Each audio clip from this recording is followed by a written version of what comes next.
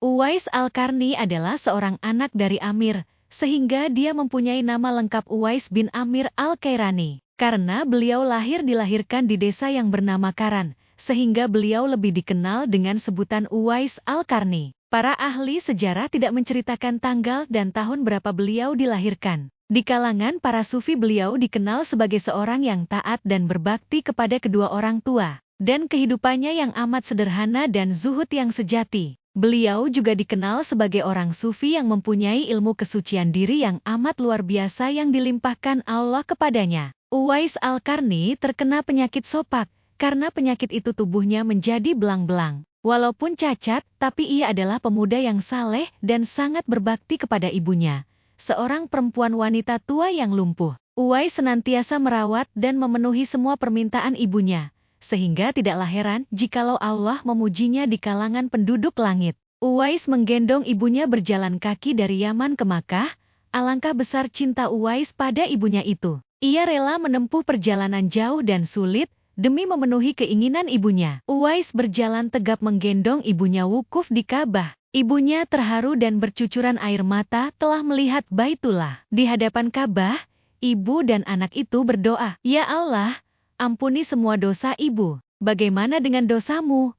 tanya sang ibu keheranan. Uwais menjawab, "Dengan terampuninya dosa ibu, maka ibu akan masuk surga. Cukuplah ridha dari ibu yang akan membawaku ke surga." Itulah keinginan Uwais yang tulus dan penuh cinta. Allah pun memberikan karunia untuknya. Uwais seketika itu juga sembuh dari penyakit sopaknya. Hanya tertinggal bulatan putih di tengkuknya. Ada hikmah disisakan oleh Allah bulatan putih di tengkuknya sebagai tanda untuk Sayyidina Umar dan Sayyidina Ali, dua sahabat Rasulullah, agar dapat mengenali Uwais. Beliau berdua sengaja mencari di sekitar Ka'bah karena Rasulullah berpesan, "Di zaman kamu nanti akan lahir seorang manusia yang doanya sangat mustajab. Kalian berdua, pergilah cari dia, dia akan datang dari arah Yaman." Dari kisah Uwais Al-Qarni terdapat beberapa poin nilai pendidikan yang bisa diambil, yaitu, Uwais Al-Qarni mengajarkan kepada kita sebagai seorang anak diwajibkan untuk berbakti kepada kedua orang tua. Uwais Al-Qarni mengajarkan kepada kita seorang anak harus segera memenuhi segala permintaan kedua orang tua.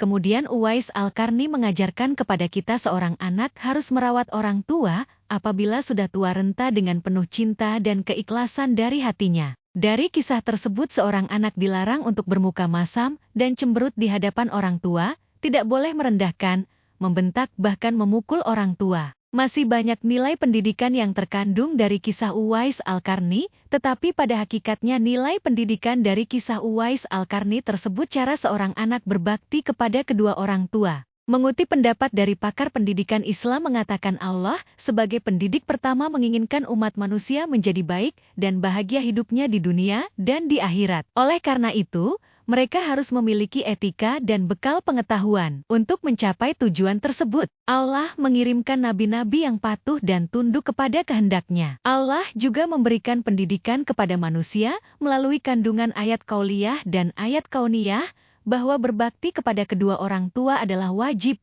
sebagaimana firman Allah dalam surah Al-Isra, ayat 23. Dan Tuhanmu telah memerintahkan supaya kamu jangan menyembah selain Dia, dan hendaklah kamu berbuat baik pada ibu bapakmu dengan sebaik-baiknya.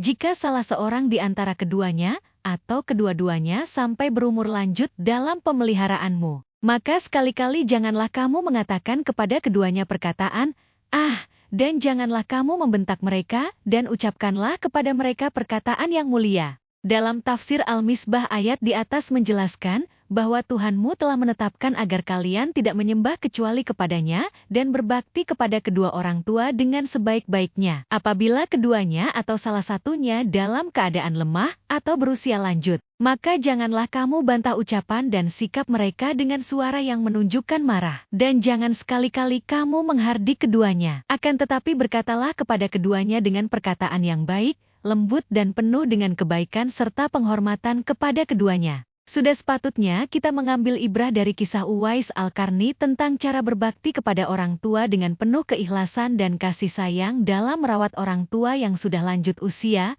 Setiap kisah pasti ada nilai-nilai pendidikan yang dapat kita ambil. Hal ini sesuai dengan sabda Rasulullah ketika beliau ditanya tentang peranan kedua orang tua. Beliau menjawab, mereka adalah yang menyebabkan surgamu atau nerakamu.